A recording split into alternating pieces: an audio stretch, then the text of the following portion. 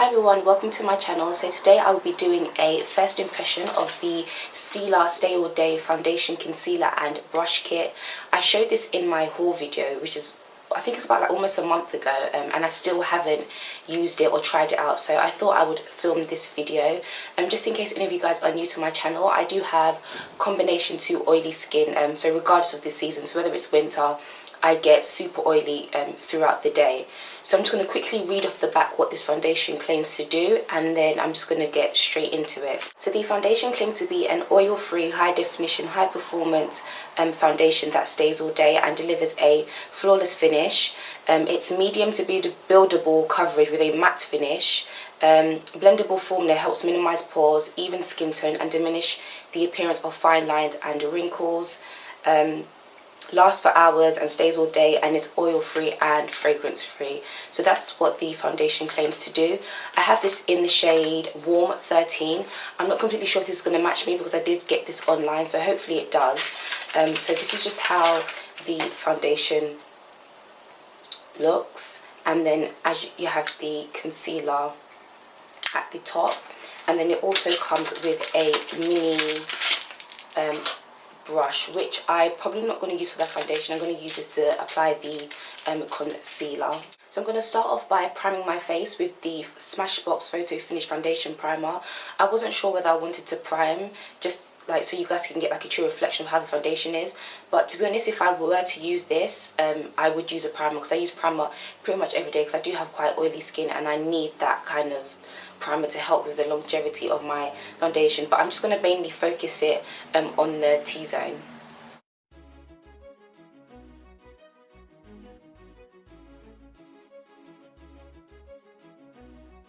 Okay, so the foundation comes in this, I don't know what to call this, kind of looks like a spatula, and I'm not sure if I like that because it's like, how do I apply it? But I'm just going to apply some on my hand and then just apply the foundation with the Real Techniques buffing brush. So I'm just going to dab a bit on my hand and then apply it.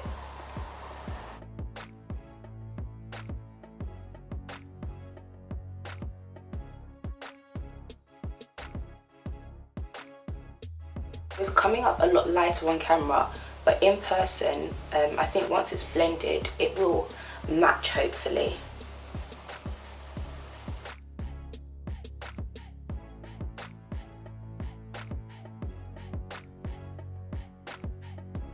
I'm going to apply a bit more on my hand and then just go over my cheek area where I need that tiny bit more coverage.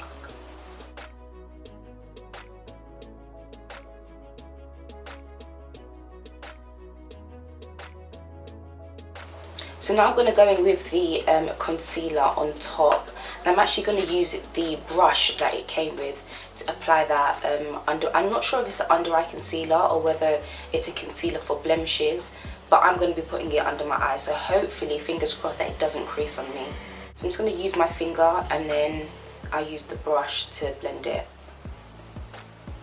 Oh, so it's super creamy though.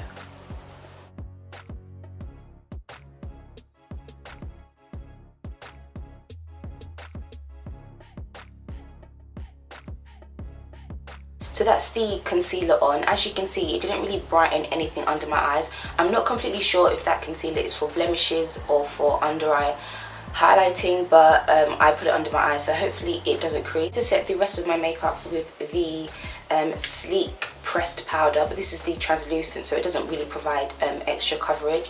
So I'm first going to apply that with the Real Techniques contour brush. I'm just going to set my under eye, and then I'm just going to powder the rest of my face with this.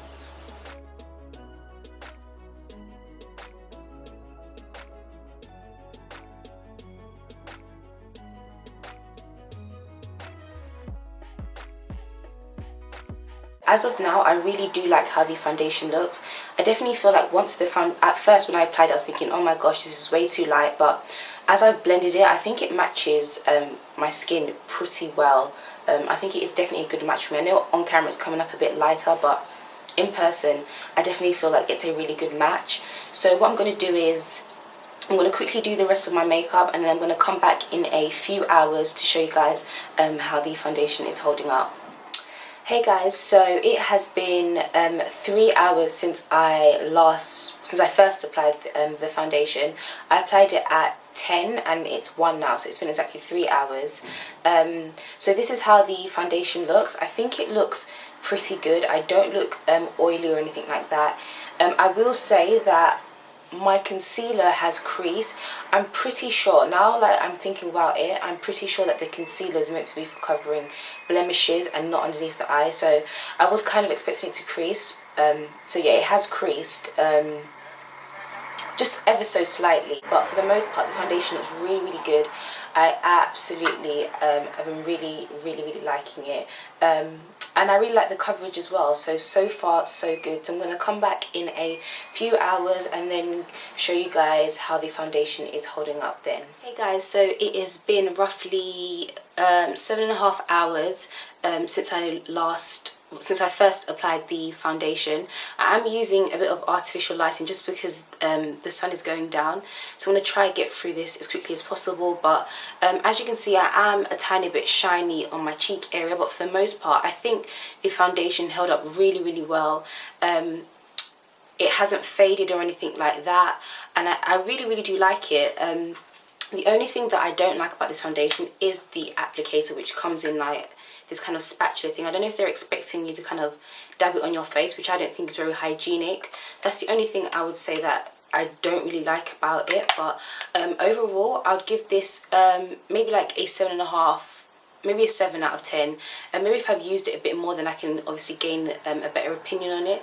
But just from using it today, I really do like it.